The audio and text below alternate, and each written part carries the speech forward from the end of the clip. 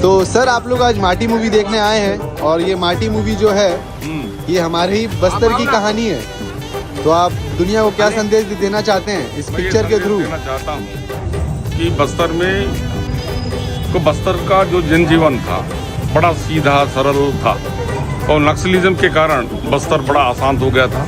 काफ़ी लंबे समय से नक्सली उन्मूलन करने का जो कार्य था वो बड़ी गति से हो नहीं पा रहा था, किंतु हमारे देश के गृह मंत्री माननीय अमित शाह जी ने जो डेडलाइन रखा है कि मार्च 2026 तक जो है ना नक्सली पूरी तरह से समाप्त हो जाएंगे, उस पर जो है निश्चित रूप से नक्सलियों का सफाया पूरे बस्तर संभाग से हो रहा है।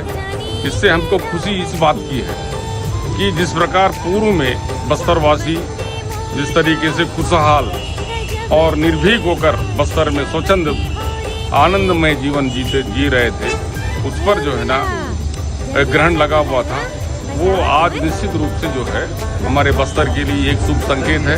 सर आप कुछ कहना चाहते हैं इस पिक्चर के बारे में? ये बस्तर के ऊपर माटी फिल्म के हमारे निर्माता, निर्देशक और हमारे स्थानीय कलाकारों ने जो भूमिका अदा की है बस्तर की शांति के लिए, इसका समस्त हमारे छत्तीसगढ़ सर्व आदिवासी समाज स्वागत करता है।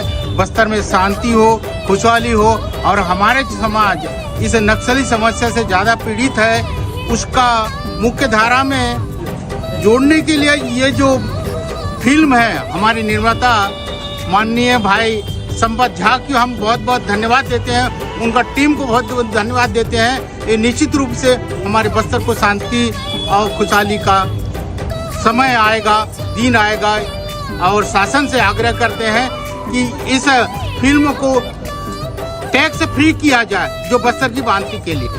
सर आपने बहुत अच्छी बात कही है। तो आप लोग को कौन सी मूवी देखने आए हुए हैं?